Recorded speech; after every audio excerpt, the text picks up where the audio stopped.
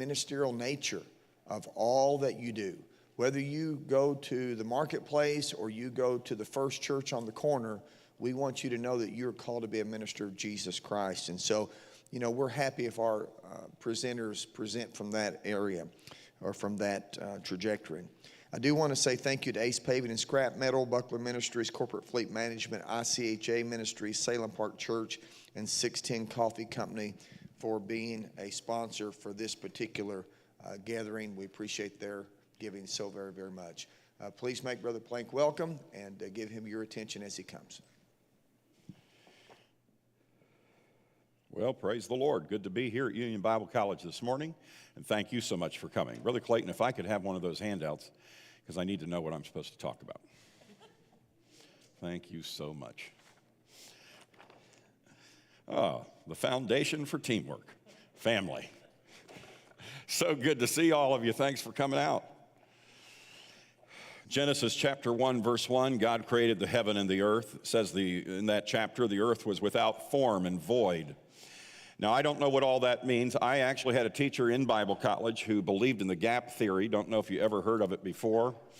But he believed God created the heaven and the earth, and then there was, in other words, in his mind, I don't know that he actually believed in it, but he felt like it was, you didn't have to take away from Scripture at all to believe that in the beginning, God created the heaven and the earth. And if something looks like 15 billion years to this scientist over here who never knows the Lord anyhow, and he thinks it's 15 billion years, well, who cares? In the beginning, God created the heaven and the earth and all of this time.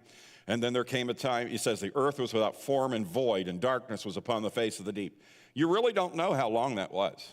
So even if you don't like that theory, I'm not saying I do, but it doesn't destroy anything about the creation story, in my mind, though I'm sure somebody here is much more intelligent than me. The point is how long was it without form and void? Just 30 seconds? Or was it a long time? Well, God didn't want to leave it without form and void. And he didn't want to leave it darkness. He had a plan. He wanted to flood this earth with his presence and place a foundation of purpose and design on this planet. And so, did he create a board of directors? No. Did he create a committee? Praise God, no. Did he create a nonprofit organization? No. Did he create a robot to do this? To flood this earth with his presence and place a foundation of purpose and design on this planet? To accomplish this, he created a family. Isn't that something? On mission to accomplish his plan and purpose. A man and a woman in a marriage. And it will take generations of men plus women in marriage to be fruitful and multiply. And all of these years to make his plan perfect. Together as a team from generation to generation to make this earth a beautiful place of God's grace and goodness and purpose. We often talk about America as a divine experiment, and to a degree it was, as families came across the oceans for the first time since ancient Bible times, to actually form a society based on God's word. America is a very young nation. It's on dangerous footing right now.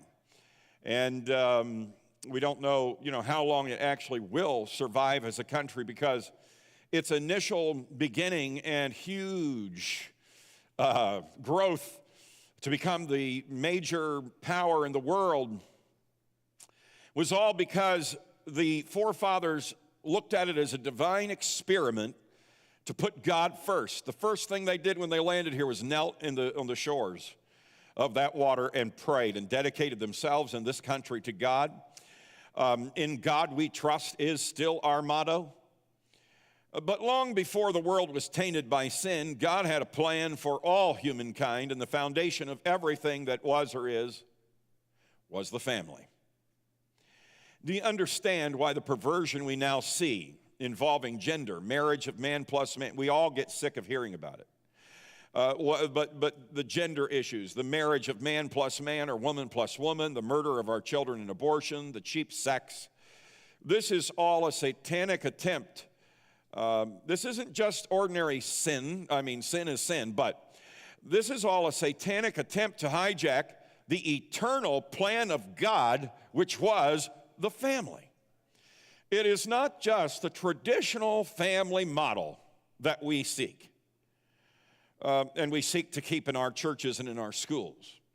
One of our larger Christian schools just recently, and I hate to tell you this, but it's true, in our movement, in a good-sized high school class, they were discussing abortion and political issues. There were only 2 in that class who were pro-life in one of our schools. And there were very few in the class who had not already fallen for, in their minds, some part of the woke concept concerning our current gender issues in America. I know you don't believe it. I don't believe it either, but I heard it with my own ears from a father who was just floored. Why this attack? And believe me, it's an attack, and people don't like you talking about it. But, we can't have a steady diet of this kind of stuff in our churches because we got to light a lamp of hope and keep people encouraged for another week. But let me tell you, we've got to have a plan. And in your families, you've got to be teaching and have a plan. This isn't just something some church came up with. This was the eternal plan of God. It's not just the traditional Christian, it's not just the traditional American family. We're fighting for God's eternal bedrock plan for society and humanity. The family team. That's the theme that was given me, the family team, the foundation for teamwork. One man plus one wife, creating together children to further the glory of God from one generation to another generation unto all generations. Psalm 78 is a neat psalm, and it's speaking to the people that they would remember the fights they've been through, the disobediences and what they cost, and the blessings of God and all of that. Give ear, O my people, to my law. Incline your ears to the words of my mouth. I will open my mouth in a parable. I will utter dark sayings of old, which we have heard and known, and our fathers have told us. We will not hide them from their children, showing to the generation to come the praises of the Lord and his strength and his wonderful works that he hath done. For he established a testimony in Jacob and appointed a law in Israel, which he commanded our fathers, that they should make known to their children, that the generation to come might know them, even the children which should be born, who should arise and declare them to their children, that they might set their hope in God and not forget the works of God, but keep his commandments. We are not an island. We are meant to be part of a team, a family team, to spread God's glory from one generation to the next generation. For me personally, I have a heritage of holiness.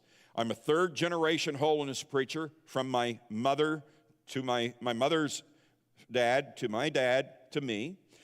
My grandfather was the first one in his family saved as a high school student in a little Wesleyan Methodist church in Uniondale, Indiana. My grandmother also, as but a teenager, was the first in her family saved in a little Methodist church in Ossian, Indiana, where a holiness preacher came to preach a revival just down from their family farm. She attended the meeting. She became so hungry for God. On her parents' farm, it was so busy with siblings and work, and she didn't know where to go to get alone with God. I asked my grandmother where she got saved one time. She was too embarrassed to tell me. I said, well, where did you get saved? She said, I got saved in the outhouse. She went in there as a place she could go alone and locked the door and asked God to forgive her of her sins. I've never heard of anybody else saved in the outhouse. And it gave her a complication because she couldn't stand up in church and testify of where God saved her. It was too embarrassing. My mother went to Bible college. There she met a young man who had just been saved. My dad was a first-generation Christian like some of you. He had good parents, but they were not Christian parents. As a senior in high school on the basketball team, living the only life he knew of sin, headed his own direction. There was a girl in their class that was ugly. That's what he would say, and he would say that even if she was here. She was ugly. She painted herself up so terribly to try to camouflage to no avail. But she went to a little holiness church, got wonderfully saved, and it totally changed the entire senior class, because everybody noticed that she was now beautiful. Beautiful in her own way, but literally shone with the presence of God.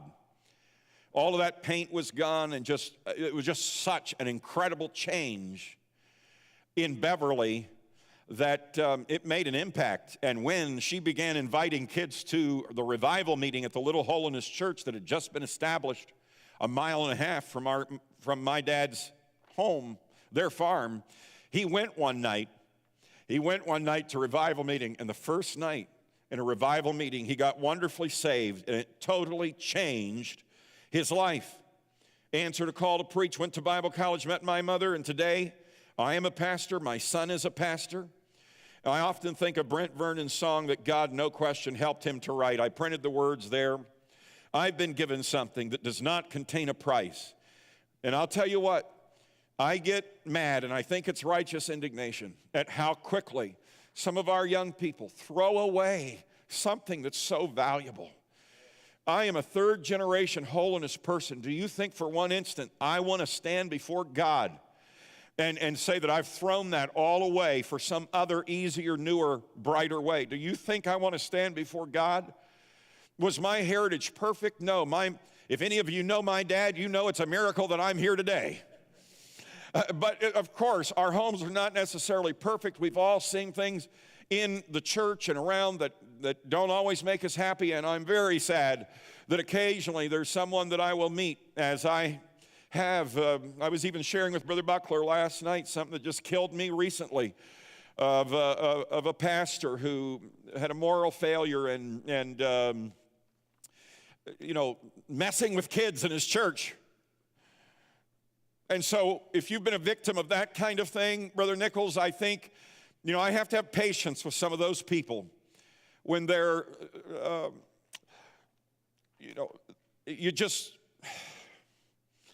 if that happened to you in the Catholic Church, you wouldn't want to be a Catholic anymore. And if it happened to you in the Holiness Church, you don't want to be a holiness person anymore. I mean, God is still true, and His Word is true, and He can help you, and He can salvage you, and He can put you on the right way, and I believe this is the right way. But, there's been some tragedies. But by and large, across our movement, we have some phenomenal lines. Even if you're a second-generation Christian, if you have parents who have done their best to take you to church, take you to camp meeting, and want you to come to Bible college, you ought to thank God for it, and don't you ever just carelessly cast that away. I've been given something that does not contain a price. This jewel has been a precious one. Its rays have touched my life. It's a heritage of holiness, and to it I will hold on, lest I lose this precious vision that generations have passed on. I don't want to lose the vision. I don't want to take for granted the heritage of holiness that has been passed on. And I don't want it just to be a dry, dusty heritage that I just keep. But I don't want to lose the fire in my own soul, and I don't want to lose the glory in my own soul. And I long for His outpouring in a fresh way in 2023 across our land. But days turn into months, and months turn into years. And you're going to go through a lot of things in life. A lot of chapters, and kids may walk over your heart, and people you had confidence in may walk away, and people start to lose the love of what they once held dear. My prayer on this morning in this session, and forgive me, I guess I'm preaching a little bit, but may I never lose the value of a clean and spotless soul, for the holy way is the only way to achieve our final goal. If I walk away from this way, you can count on it. If I get some big church somewhere, preach some new diluted gospel, if you see me in short sleeves and shorts and the trappings of the world, if you see us move a television into our home, go the way of the world, you can just count on it, Brother Plank's backslid. And you can count on it, the kids that have walked away from this heritage to go the way of the world are backslid too. I don't care if they stand behind pulpits, they're backslid. And you need to pray for them like backsliders. We don't be mean to them, and we don't say that to their face or anything unkind, but it's true. It's true. And I don't like this sugarcoating of it. I deeply appreciate the great people in our movement across the years And I'm thinking of one in particular that has a daughter who's serving God, but has a son who has gone the way of the world, involved in church work, but so far away from God. And I've been close to this older man, and I've been with him many, many times. He never runs down his kid, never talks bad about him, but he never acts like he's okay. He's grieving in his soul. I really have a hard time when I ask people, how's your kids? Oh, well, they're doing great. You know, son's a doctor. My daughter-in-law is, working in a good place. They have a beautiful home. Their kids are doing great. And how are they doing spiritually? Oh, well, they go to a big church, and they're involved in their church, and I'm happy for that.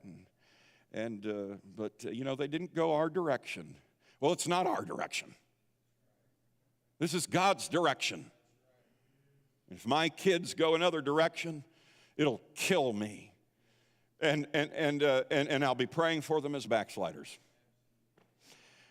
Oh, you say that's rough. Yeah, I want somebody's got to get, I told Brother Buckler yesterday, we were talking about somebody, and I said, he has such a wonderful spirit. If we were more like him, things would go better. And he agreed. We laughed about it. And then I said to him, and I've said this before, but somebody, it's nice to be easygoing. Somebody has to panic over something every once in a while. There has to be somebody that'll panic. And you're looking at them right here. I never want to be unkind, and I don't want to be hasty, and I don't want to be rough and rude. But oh, my friend, I want to panic over people that are headed straight toward hell. I really do.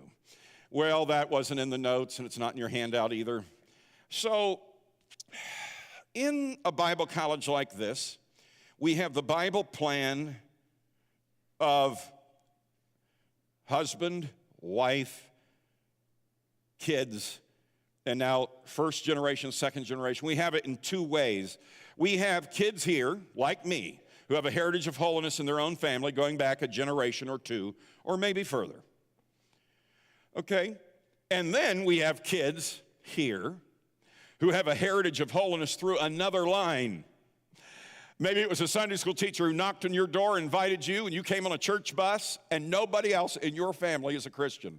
Or at least nobody else is going to a good church, but you're the only one. Don't you dare take a tuckhead about that. I've just described my family, third generation holiness preacher. Here we have Clayton Plemons. I'm pretty sure you're a third generation, at least, holiness preacher. Brother Buckler is a third generation holiness man. At least. His grandfather was a preacher. But you're sitting here thinking, you know what the devil wants to do to you if you're a first generation? The devil wants to put you over here to the side and say you're not as important, or you're not as, you're just somehow outside of God's plan, and it's not going to work just the same for you as it does everybody else, and that you're other than. And the devil's really good at putting people over in the corner and saying you can't amount to nothing. I want to tell you something. The devil's a liar, and if you're feeling that way right now, know that it's the devil. Because there's something absolutely beautiful about a first-generation Christian. You have the awesome opportunity to impact your entire family tree from here to eternity. Now that does something for me. When my dad got saved, he changed the entire course of his family tree. If you could go with me to upstate Pennsylvania, to his hometown, if you would go to a family reunion, and if you would meet my cousins and my other family, we all love them.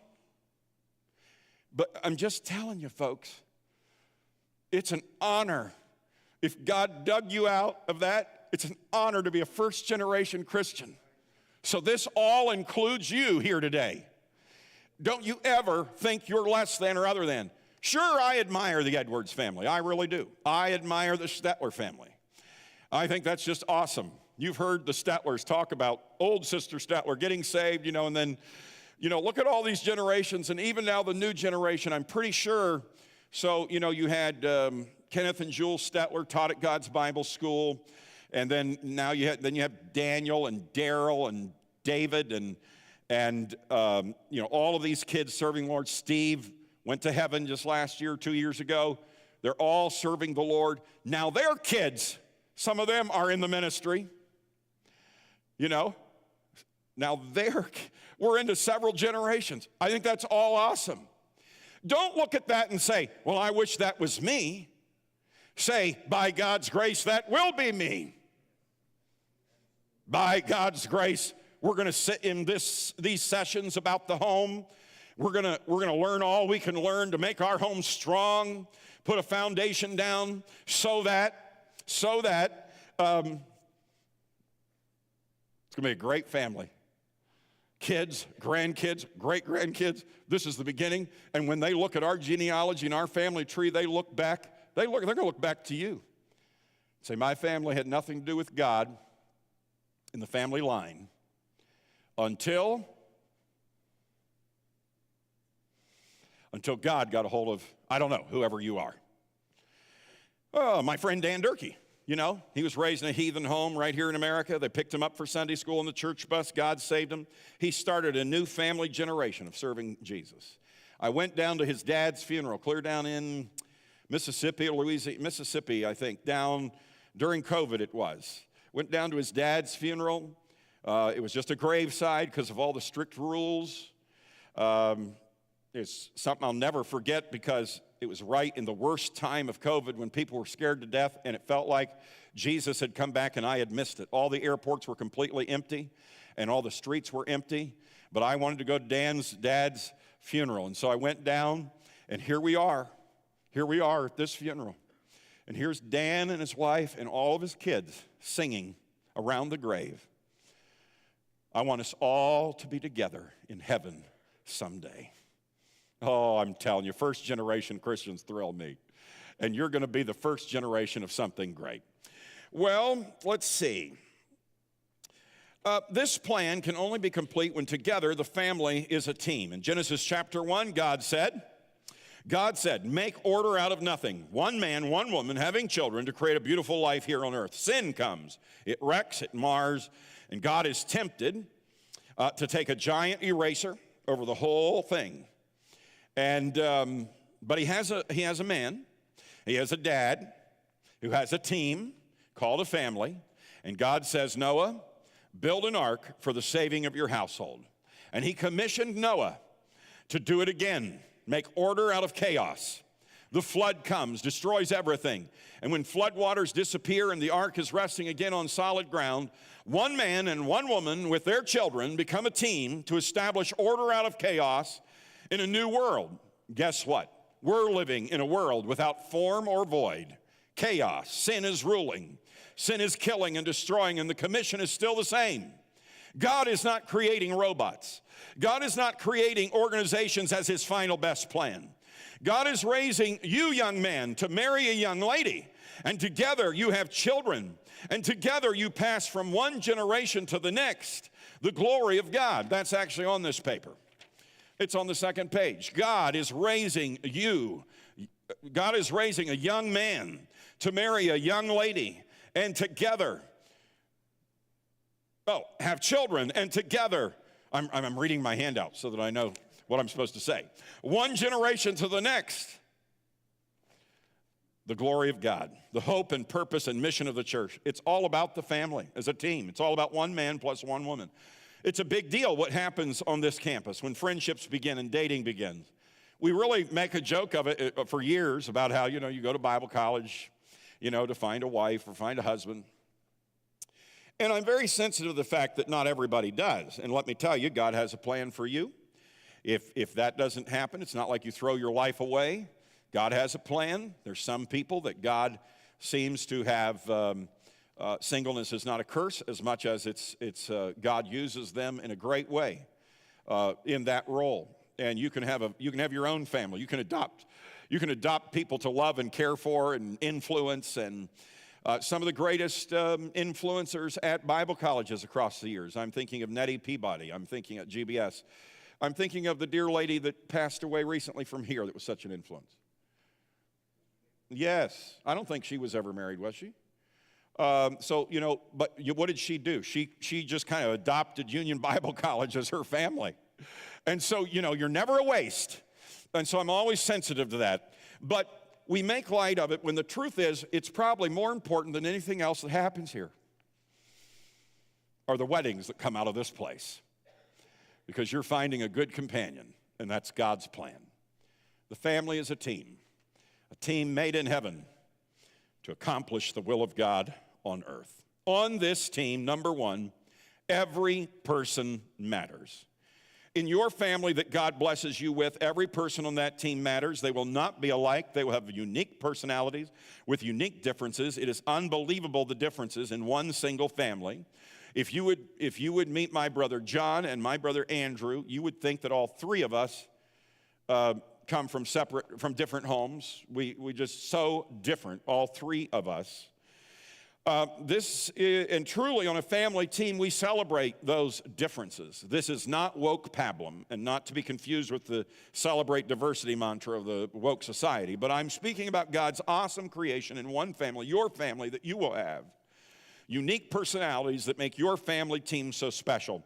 And with this in mind, here are a few things to think about.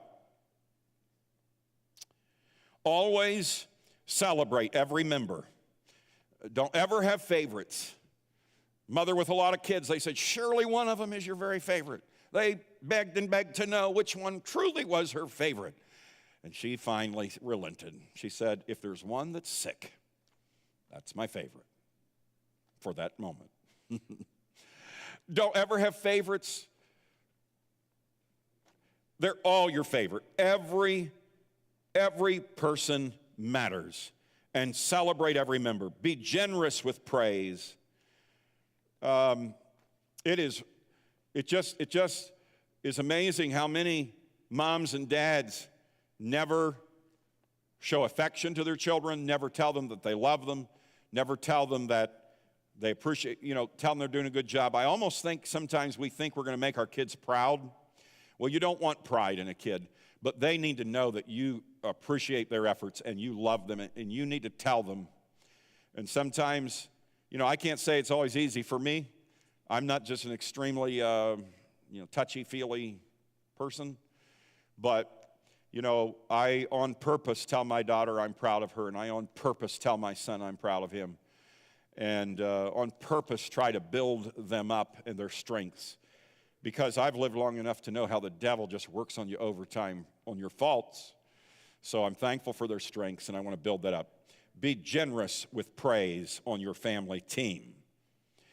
Never put down a member of the team. Number two, every voice is heard. Communicate, communicate, communicate. It's so key, and especially to a family team.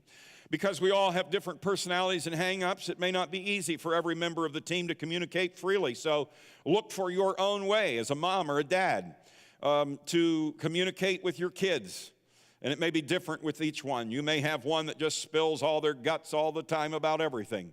But then the other one, you have to really, you're going to have to get alone. And I don't know what. But, you're going to have to communicate. Communicate about struggles. Kids need to know that you're not going to, they can be honest with you without you making fun or treating it lightly or passing it off or criticizing them or condemning them. Communicate about struggles. And this would be with husband and wife also, the whole family team. Communicate about friendships. Start very early dictating the friends of your kids. Then it won't be an issue. If you wait till they're 18 to say anything about their friends, it will be a big issue. But our kids knew. You're not going overnight to that house. You're not hanging out with those kids. We want you to be friendly to them. Be very friendly. Never be rude in any way, shape, or form. You're not hanging out with them. their parents have a television in the home. They're watching videos of who knows what. Their kids they can do whatever they want to do on their cell phones. You're not hanging with them. Be friendly to them, love them, but you're not going overnight. You're not staying there. That's not going to be your best friends. They knew that from little on up. And we had a girl at our house that Jameson was interested in, came for the first visit, and I didn't happen to be home at the time. And Marie was there, my wife, and she, as soon as the girl walked out the door, she shut the door and looked at Jameson and said, "She will never come in this house again, and you'll not talk to her again." In a sense of dating, that's the end. I don't know that it went over all that well, but I'll tell you what, if we had not been in the habit of doing it, it would have been impossible. And our kids knew, and our kids knew they aren't going to date anybody without our permission. And 18 meant nothing to us. Still, and wherever they are right now means nothing to us. They're still our kids and our responsibility. And yes, they can defy us, but we don't let them know that. Well, when they turn 18, when they move out of my house, no,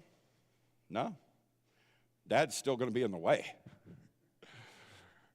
Because I didn't bring them into this world to go the way of the world.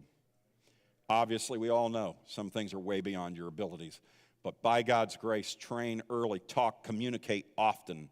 If you just be in communication about friendships, communicate about God's goodness.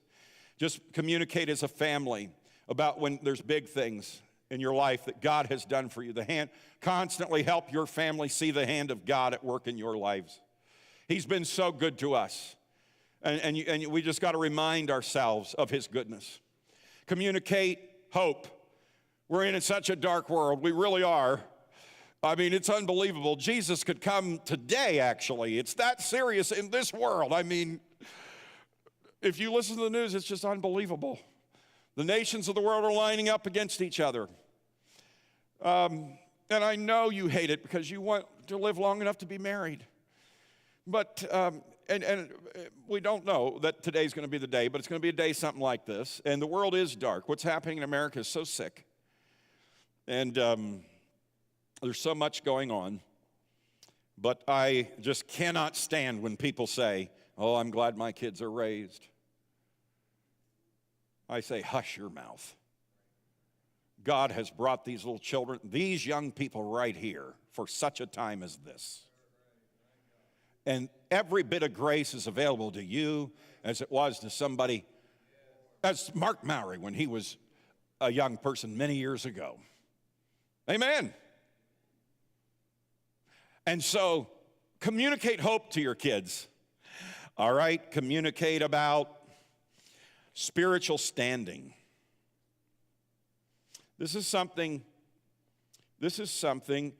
I have wonderful parents, but this is something that my parents tended to assume because I was such a good kid. And we were in church all the time. I ate church, slept church, and I loved church. I mean, at a very young age, I was the first one to church. I made sure all the hymnals were in the exact spot, made sure everything was set up. I ran the sound system. That was the only way I could sit in the back. So, you know what I'm saying?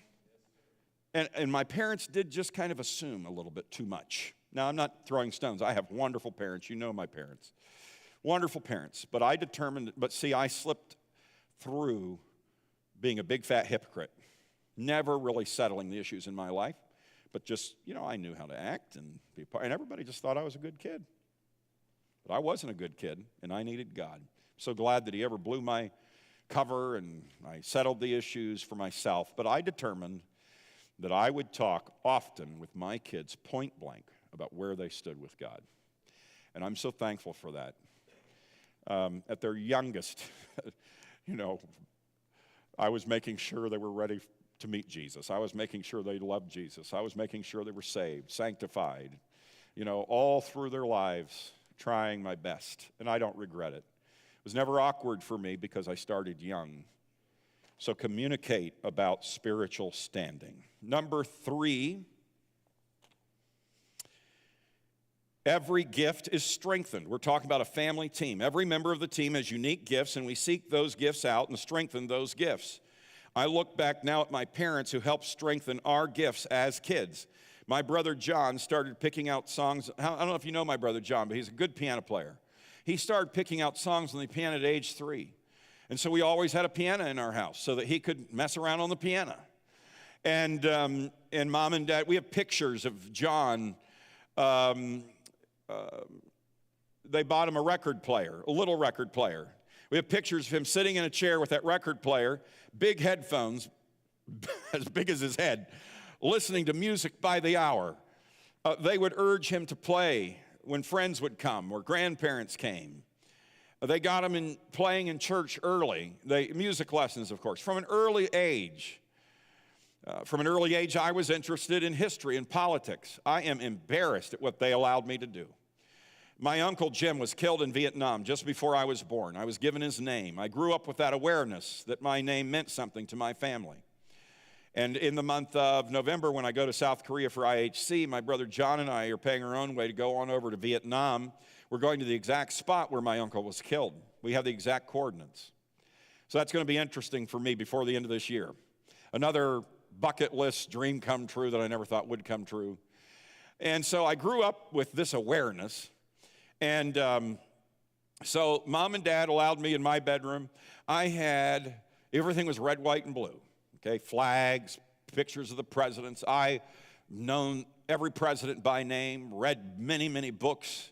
I still know all the presidents by name, from Washington to whoever it is now. And in my bedroom, the bedroom in the parsonage there at Spring Garden was set up that when there was no light in the room except that the outlets were hooked up to the switch. So so I put a dresser over in the corner, and behind the dresser I got an American flag like that, and it's behind the dresser.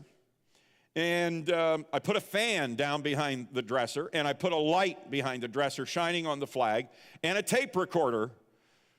And so when you would come in and turn on the switch, the light, the flag would light up, the flag would blow, and the Star-Spangled Banner would begin to play. And I look back, and it was so tacky, and I am so embarrassed, but my mom and dad acted proud about it. And if the conference president came, if evangelists came, if people from the church came, if family came, we had to walk back the hallway and open the door to Jim's bedroom and turn on the light, and the flag would fly, and the lights, and the Star-Spangled Banner. It was tough to go to sleep at night, to be honest with you, because you had to stand for the Star-Spangled Banner. Oh, my. At age 11 and 12, I was publishing my own periodical. It was called The Freedom Advocate. I had a mailing list. I had patriotic readings in there and poems and political opinions, which I still hold to this day. At age 15 and 16, I am so embarrassed about that periodical. I really am. Dr. Heron was one of my subscribers. Anybody I knew, I'd send them the Freedom Advocate. He even sent me a donation and a letter, and I have it at home, the letter. The donation's long been spent on printing costs and postage for the periodical. A few years ago, I was digging around in the Heron room at Hope Sound. There was the Freedom Advocate all there, every issue. And I'm so embarrassed about it. My kids make such fun of me today, and it is embarrassing. But I realized, at age 15 and 16, I was giving patriotic speeches. I realized that, it was really dumb, but my parents were trying to strengthen whatever gift they thought we had, and I had hardly any, so we had to strengthen these. And you know what? There came a day when I became the editor of our denominational paper. And I cannot believe that there came a day that I was editor of the Convention Herald. And there'd come a day, I cannot believe this, that I would have the opportunity to speak at Union Bible College in Westfield, Indiana, at Worldchangers. And my parents, as a team, helped prepare me for mission. Number 4, Every person shares the vision. Last week, I was in a service at the Georgia State Interchurch Holiness Convention, and the Brian Fuller family were the singers. Back a number of years ago, I taught at Penview Bible Institute, and two brothers came to Penview at the same time and were in the ministerial department. Two boys off the farm in Pennsylvania, Jeremy Fuller and Brian Fuller. Jeremy was obviously the more flashy, talented guy. Brian was in his shadow. More quiet, reserved, not as immediately gifted in speaking as Jeremy. Not a slouch at all, but Jeremy is so absolutely gifted in speaking. It's been so neat to see. Jeremy's doing exactly what he's supposed to do. He's in leadership, he's an evangelist. Certainly would have to be in the top 10 of outstanding holiness preachers alive today. But down there in Georgia last week, I was reminded about all of these points that I'm trying to wrap up now in this session. Every person matters. Every voice is heard. Every gift is strengthened. Every person shares the vision. Here's Brian, who has just been quietly plodding along. He and his brother together started a church from nothing that's still going today. When they were yet in Bible college, they started the church, and it's still going today. Going strong. They started it from nothing with a tent meeting. Brian could not have done it on his own without Jeremy. The truth is, I'm telling you the truth, Jeremy could never have done it on his own without Brian. They were a team, and they still are. In Bible college, Brian from Pennsylvania married a Southern girl from North Carolina and quietly settled near their church, helping to keep the church going and thriving. Sometimes, while Brian's older brother was tramping all across the country, Brian was making sure the home church kept going. Together, Brian and Rachel have had 8 children, and one more is on the way. I looked at their website. Now, I know these people well, and I so loved to be with them last week. All the kids play instruments. The one little boy has a guitar, the biggest guitar I've ever seen in all the world. That's you can barely reach from this end to this end, and he's just going at it, you know. I looked on their website, Brian Fuller Family Singers. We are a family of 10, including 8 children, ranging in ages from 18 to a 3-year-old toddler. We are blessed to live on a small farm in Mount Pleasant Mills, Pennsylvania. On our farm, we raise dairy, beef, and produce. In addition to the farm, we have a custom sawmilling business and an auctioneering business. Our music consists of stringed instruments, typically acoustic guitars, bass guitar, violin, ukulele, banjo. Our music genre is a gospel with a bluegrass flair. We started singing and playing together in nursing homes a few years ago when we noticed our 3 oldest daughters were able to harmonize with parts. Our playing abilities have evolved and continued to evolve as the younger children continue to learn new instruments. Some of the songs that we sing have been composed by Rachel, Mom, who has been gifted by God with songwriting abilities. We also sing many gospel and Christian bluegrass songs. We attend the Duncannon God's Missionary Church, where we actively participate in the ministries of the church. We have a sincere desire to share Jesus and the message of salvation to others through song and testimony. We also want to encourage and strengthen families and we feel called to do so through our music. We believe that the only hope for our society is Jesus Christ. Additionally, we believe that we can be a testimony of what God intended for a family unit when we are living for His glory. Our hope is that we can be a source of encouragement to young families especially. Last week was such an encouragement to me. Just being with them is a blessing. And I just keep thinking, Brian, thank God you found your mission. And your mission was your family. And together you're a team. I don't know that you will have 8 kids who all play guitars. I don't know what it will be. But God does have a team in mind for you to spread His mission and His purpose on this earth from generation to generation until time is no more. And for all eternity, it will be a family together, the wonderful family of God. That's why we say brother and sister around here.